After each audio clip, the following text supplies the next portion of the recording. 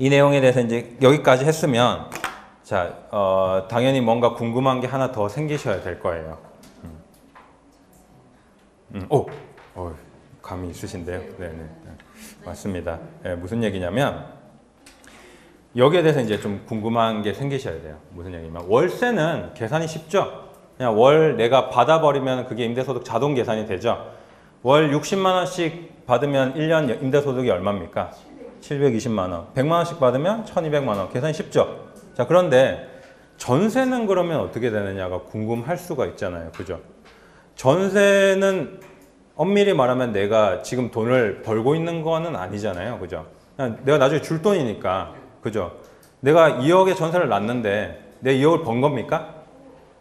엄밀히 말하면 그건 아니죠. 나중에 2억 다시 줘야 되잖아요. 그죠? 그래서 전세는 그러면 어떻게 임대소득을 계산을 합니까? 할 때 이렇게 계산한다는 거예요. 자, 주택 임대소득이라고 하면 아까 말씀드린 이 1333만 원이나 800만 원 이런 주택 임대소득 금액을 어떻게 계산하냐면 월세에다가 간주 임대료를 더해서 계산을 합니다.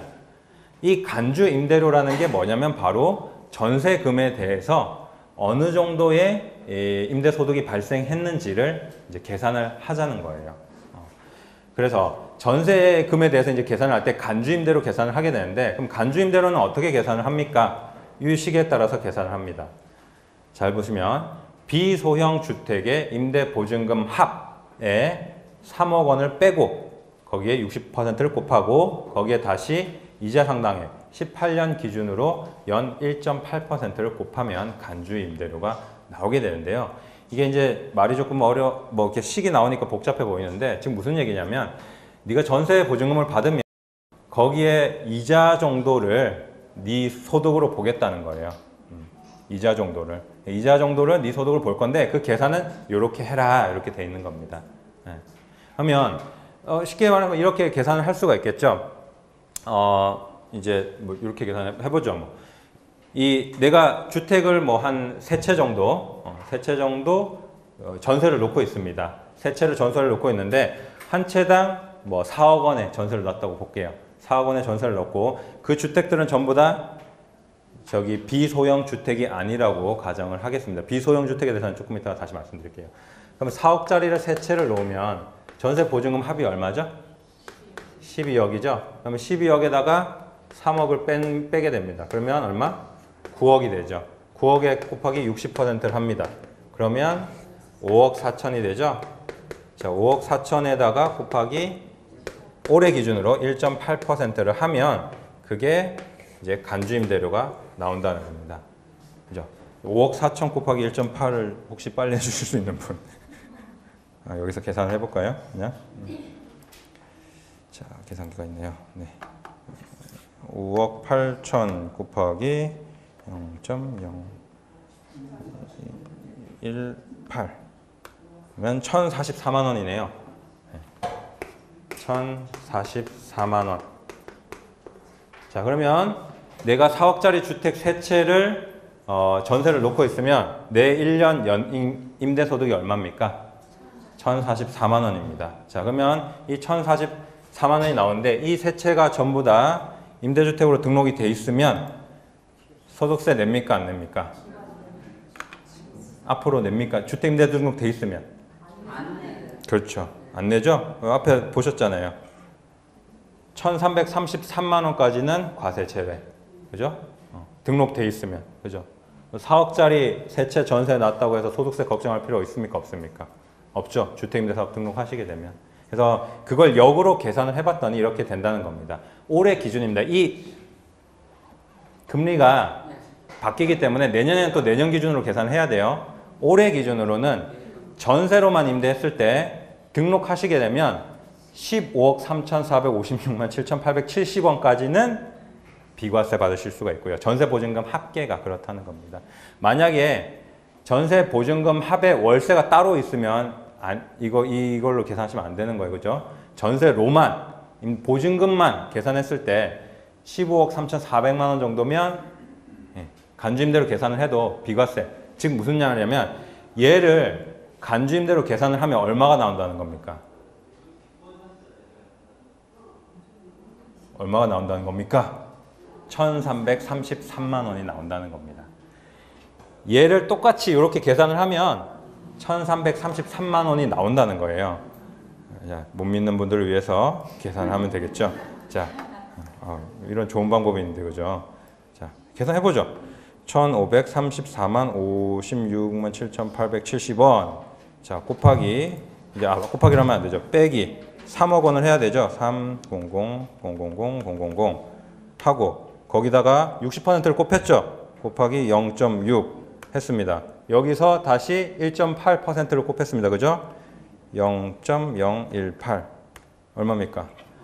1333만 3332.996원입니다. 그죠? 1333만 원 넘었습니까? 안 넘었습니까? 안 넘었죠. 그래서 요 금액까지는 비과세를 받을 수 있다는 겁니다.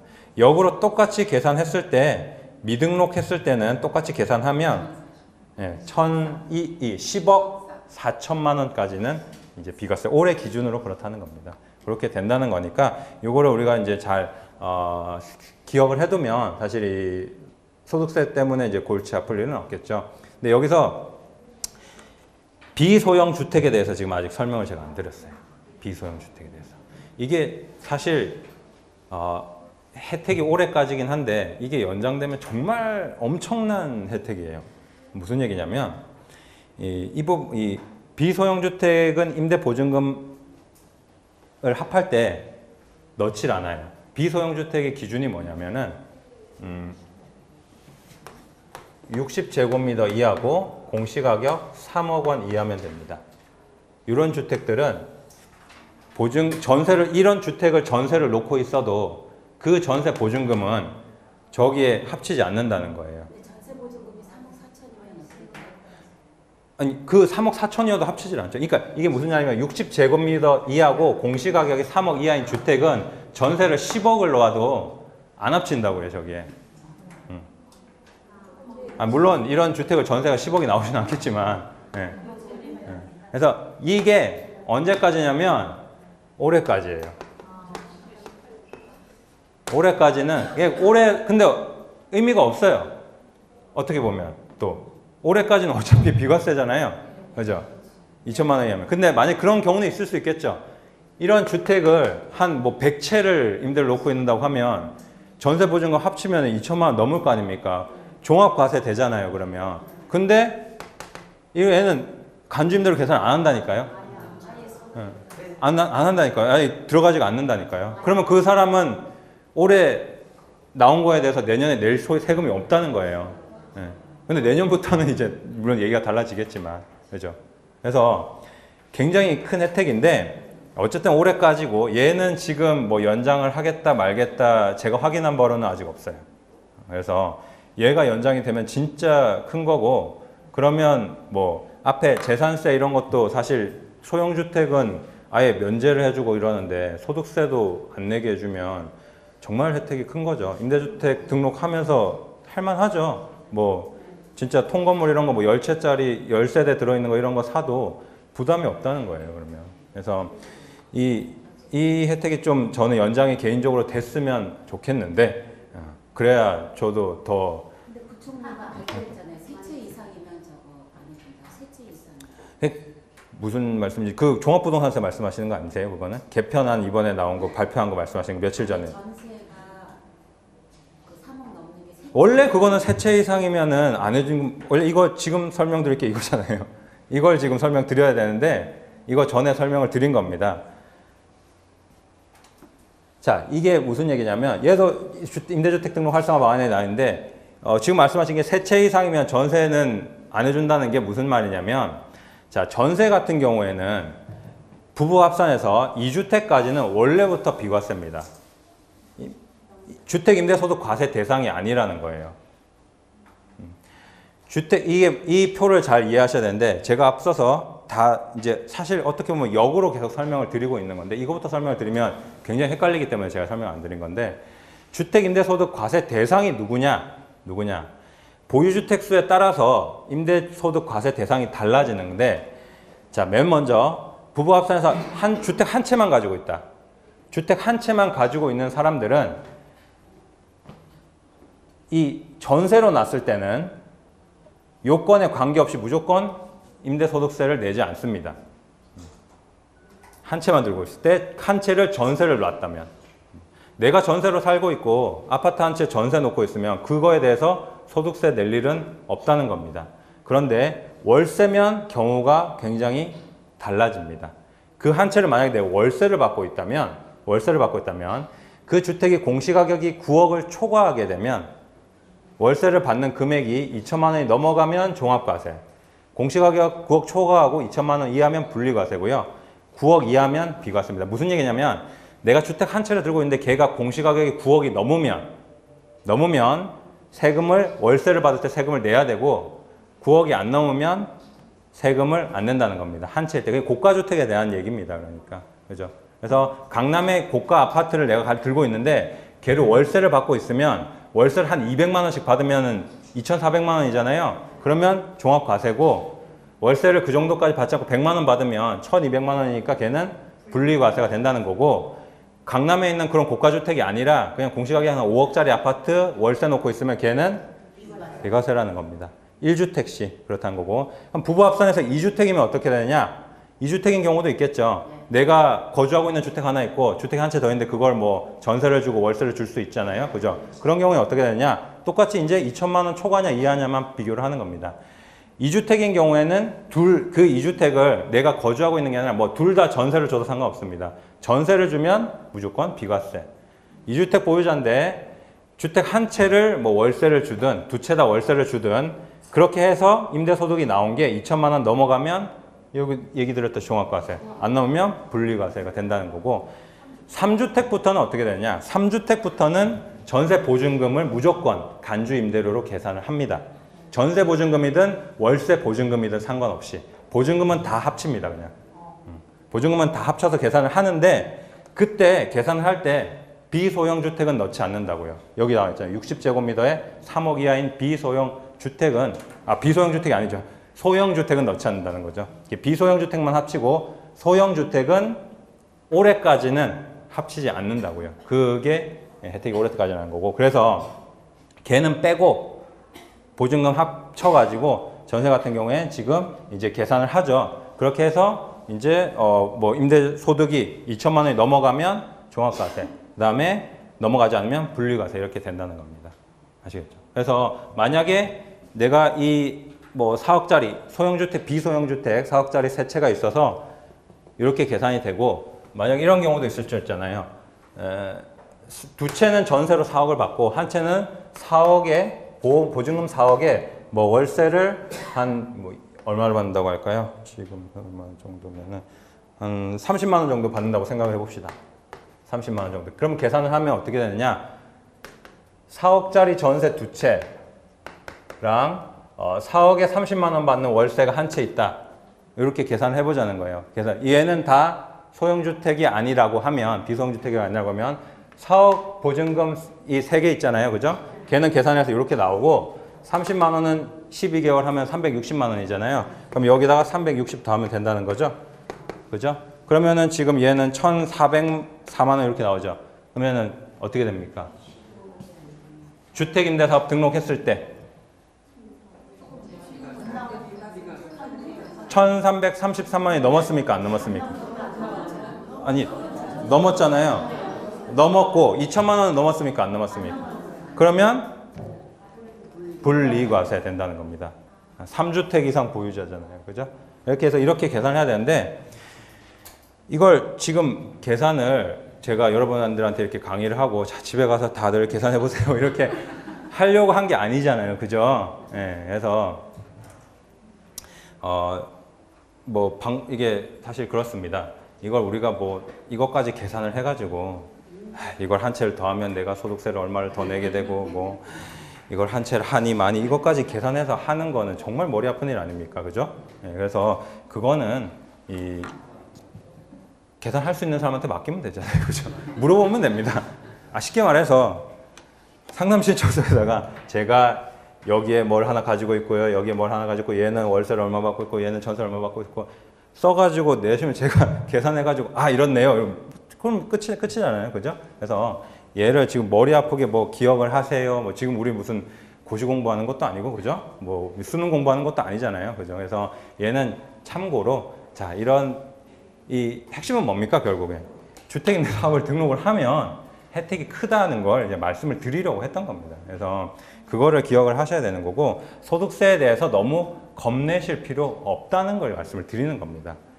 이 임대소득이 발생하면 뭐 어떻게 큰일 난다고 생각하시는 분들이 계신데, 사실은 뭐 전세 몇 채 놓는 거 정도로 큰일이 나지 않는다는 걸 제가 말씀을 드리는 거예요. 그래서 특히나 소형주택 같은 경우에는 국가에서 혜택을 굉장히 많이 주고 있기 때문에 사실 앞으로도 어느 정도 이런 혜택을 연장을 하지 않을 수가 없고, 왜냐하면 정부 정책상. 그래서 뭐 연장하지 않더라도 지금 투자해서 혜택 보면 되는 거 아닙니까? 그래서 이런 혜택뿐만 아니라 또 우리가 투자를 하는 건 결국에는 이제 나중에 양도 차익을 목표로 하는 건데, 사실 얘는 굉장히 어떻게 보면 부수적인 혜택입니다. 옵션이라고 봐도 돼요. 양도세 관련해서 혜택이 더 큰 혜택이 많잖아요, 그죠? 그래서 임대주택 등록을 꼭 하시는 게 지금 상황에서는 굉장히 효율적인 투자 전략이 된다, 이런 얘기를 좀 드리려고 제가 이게 열변을 토하면서 얘기를 드린 거고, 기억하실 필요는 없습니다. 그죠? 물어보시면 되고, 이거를 이제 제가 왜 이렇게 열심히 얘기를 드렸느냐, 하나가 더 있어요. 한 가지 더 설명드려야 될 게 있는데, 뭐냐면 주택임대사업 등록하면 건강보험료 때문에 고민하시는 분들이 많이 계세요. 내가 남편 앞으로 피부양자 돼 있는데 사업자를 내면 내가 소득이 생기니까 이거 지역가입자 전환되는 거 아니냐고 이제 걱정을 해서 선뜻 이걸 투자든 뭐든 매수를 못 하시는 분들이 계시는데, 그게 얘랑 굉장히 밀접한 관련이 있기 때문에 제가 어떻게 보면 더 자세하게 설명을 드린 겁니다. 자, 무슨 얘기냐면 건강보험료 관련해 가지고 이 피부양자신데 혹시 내가 피부양자 자격에서 박탈될까 걱정하시는 분들이 계실 거예요. 주택을 매수를 했을 때, 임대주택 등록을 해서 주택임대사업자가 됐을 때 이런 걱정을 하시는 분들이 계실 텐데, 정확하게 이 피부양자 자격은 그러면 어떤 자격이 있어야지 피부양자가 되느냐에 대해서 우리가 한번 생각해 볼 필요가 있다는 겁니다. 이 국민건강보험법에 보면 이렇게 돼 있어요. 피부양자가 되려면 이 요건을 갖춰야 됩니다라고 돼 있습니다. 어떤 요건이냐면 일단 소득 요건, 그리고 두 번째 재산 요건, 이렇게 두 가지를 갖춰야 되는데, 일단 소득 요건 같은 경우에는 사업자 등록을 하더라도 사업소득이 없으면 요건을 갖춘 걸로 보고요.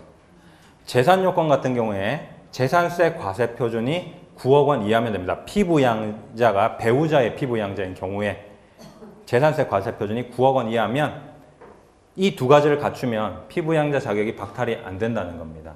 자, 그럼 일단 재산 요건 한번 보면 재산세 과세 표준이 9억 원 이하여야 된다고 되어 있잖아요. 재산세 과세 표준은 그러면 어떻게 구합니까? 재산세 과세 표준은 어떻게 구합니까?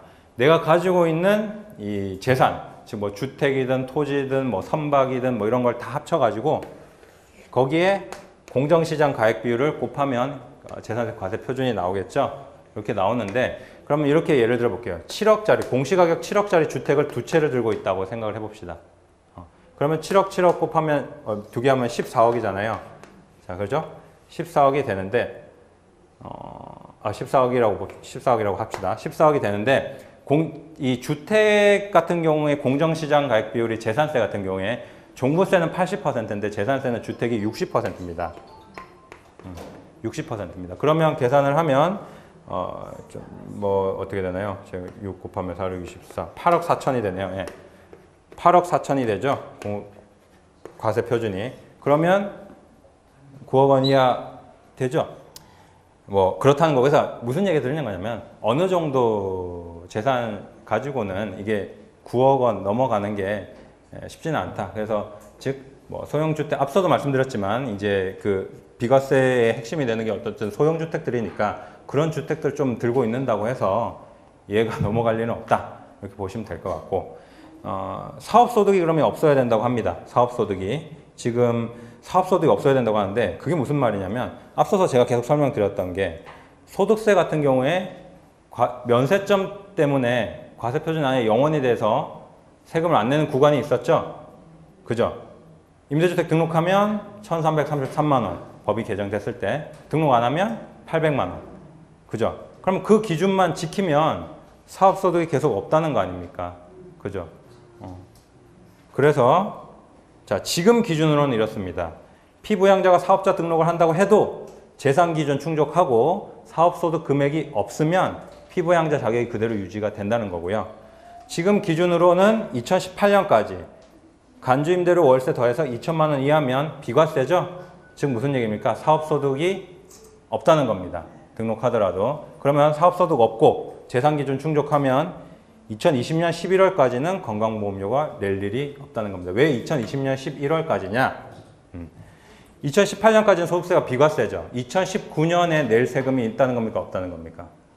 2018년에 소득이 발생한 걸 가지고 2019년에 내는 거죠. 2019년에 발생한 소득을 가지고 2020년에 내는 거죠. 근데 2018년에는 비과세 해준댔잖아요. 2019년에 낼 게 없잖아요. 건강보험료도 낼 게 없습니다. 2019년에 발생한 소득은 분리과세가 되죠. 2020년에 세금을 내겠죠. 그러면 그걸 국세청에서 건강보험공단에 얘기를 해줍니다. 얘 이만큼 세금 냈어. 건강보험료 내게 해.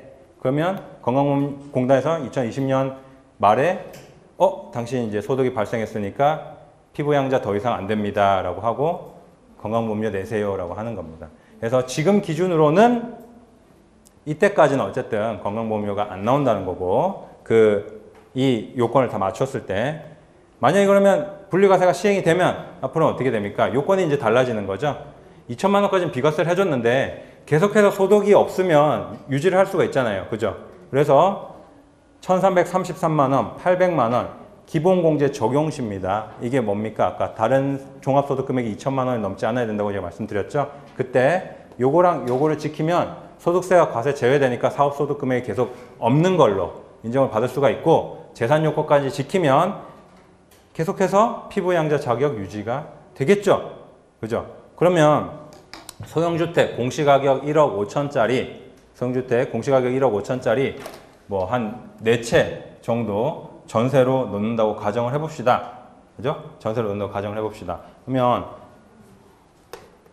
1억 5천짜리 4채면 공시가격 합계가 6억이죠? 재산 요건은 당연히 갖추겠죠? 그리고 이 공시가격 1억 5천짜리 뭐 소형주택 전세를 놓는다고 했을 때 전세를 하나에 2억씩 놨다고 생각을 해봅시다. 그럼 전세 보증금 합계가 얼마가 됩니까? 물론 얘는 이제 소형주택이면 올해까지는 빠지지만 이게 이제 없어졌다고 생각을 하고 소형주택에 그러면 얘가 전세 보증금 합계가 8억이 되잖아요. 그죠? 8억이면은 1333만 원 밑입니까? 위입니까? 아까 제가 1333만 원이 되려면 올해 기준으로 15억 정도라고 했죠. 보증금 합계가 8억이면 택도 없죠. 그죠? 그러면 계속해서 유지할 수가 있는 겁니까? 없는 겁니까? 유지할 수 있다는 거예요. 그죠? 그래서 만약 내가 겁먹고 뭐 그거 하면은 나올 것 같아 이런 불안 심리 때문에 망설이고 있는 건 굉장히 바보 같은 짓이라는 거예요. 사람이 어쨌든 알면 그죠? 물론 무식하면 용감하다는 말도 있지만 그죠? 알면 또 더 현명하게 투자를 할 수가 있겠죠. 그래서 그런 부분은 이제 말씀을 드린 거고요. 그리고 사실 이것까지 말씀드리면 좋은데 이것도 이제 임대주택 등록 활성화 방안에 있는 내용입니다. 만약에 그렇게 되지 않아서 내가 정말 아쉽게도 건강보험료를 내게 된다 하더라도 건강보험료 인상분에 대해서 굉장히 대폭 감면 혜택을 줄 거라는 게 주택임대 등록 활성화 방안에 나온 내용입니다. 그래서 준공공 등록을 하게 되면 인상분에 대해서 80%를 깎아주고 단기로 등록하게 되면 40%를 깎아준다는 거예요. 그래서 피부양자에서 지역가입자로 전환이 되더라도 만약에 피부양자였는데 지역가입자로 전환이 되면 주택임대사업 등록을 안 하면 1년에 154만 원 정도 건강보험료가 인상이 된답니다. 그런데 준공공으로 등록하면 지역가입자 전환이 되더라도 한 31만 원 정도 더 나온다는 거고요. 단기임대로 등록하면 92만 원 정도가 더 나온다는 겁니다. 그래서 이렇게 이건 이제 평균을 낸 거기 때문에 이 금액이 뭐 정확하다 이렇게 말씀드릴 수는 아마 없을 것 같아요. 그런데 어쨌든 이 수치상으로도 준공공 등록하게 되면 굉장히 많이 이제 할인을 해주지 않습니까? 그래서 이건 굉장히 뭐 의미가 있다 이렇게 생각이 되고요. 이런 부분까지 우리가 생각해서 투자를 한다면 적어도 소득세 때문에 투자를 망설이실 필요는 없을 것 같고요. 만약에 요거 소형주택에 대해서 계속 앞으로도 간주임대로 계산할 때 혜택을 준다면 준다면 뭐 10채를 하든 20채를 하든 소득세 때문에 걱정할 필요가 있다는 겁니까? 없다는 겁니까? 없다는 거죠. 그죠? 그래서 이런 부분은 조금 생각해 보셔야 되고, 물론 건강보험료는 얘기가 다를 수는 있겠죠. 왜냐면 건강보험료는 재산 요건도 갖춰야 되는데 10채, 20채를 하면 이미 재산세 과세 표준이 넘어가니까, 그죠? 그래서 그거는 다를 수 있겠지만, 어쨌든 그렇다 하더라도 또 건보료, 감면 혜택도 주고, 정부에서 지금 임대주택 관련해가지고는 굉장히 많이 혜택을 주려고 하고 있고요. 물론 정부에서 뭐 공공임대주택이나 이런 쪽으로도 뭐 신혼부부 희망타운 뭐 이런 식으로 하면서 굉장히 공급에 신경을 쓰고 있긴 합니다만, 사실 아무리 서울에 주택을 많이 때려 짓더라도 항상 부족할 수밖에 없겠죠. 우리나라 같은 경우에 뭐 서울에 워낙 인구가 많이 집중이 돼 있고, 또 이런 부분도 있습니다. 우리나라 현재 지금 소득 구조상으로 뭐 젊은 사람들이 사실 열심히 돈 벌어서 주택 살려면 몇 년이 걸리겠습니까? 그죠? 물론 대출 제외하고 얘기한다면, 뭐 요즘엔 또 대출이 제대로 안 나오니까, 그죠? 그래서 그런 어떤 1, 2인 가구 같은 경우에는 어쩔 수 없이 내가 뭐 필요에 의해서 선택하는 게 아니라 어쩔 수 없이 전세를 또 선택을 해야 되는 거고, 그렇기 때문에 또 갭 투자를 이렇게 많이 하게 되는 거겠죠, 사실은. 그래서 그런데 그 투자를 함에 있어서 이런 세금적인 부분에 대해서 내가 잘 알고 투자를 한다면 훨씬 더 또 효율적인 투자를 할 수가 있는 거고, 남들보다 돈을 길에 버리는 돈을 한두 푼이라도 더 아끼면 그게 다 나중에 내 자산이 되니까 그런 부분도 신경을 쓰셔야 될 것 같고요. 제가 뭐 주택임대 사업에 대해서 강의를 열심히 하고 하는 것도 다 그런 부분이 있겠죠. 이 다음에는 아마 양도세 관련해서 또 강의를 하게, 궁금하신 부분이 있으시다던가 투자와 관련해서, 아니면 내가 뭐 이런 아까도 말씀드렸지만 이렇게 가지고 있는데 앞으로 세금을 어떻게 내야 되는지 궁금하시다던가 이런 부분이 있으신 분들은 뭐 상담 신청해 주시면은 제가 아는 한도 내에서 성의껏 답변을 해 드리도록 할게요. 그래서 오늘 뭐 또 마지막 시간이 남아 있으니까 저는 여기까지 하도록 하겠습니다. 감사합니다.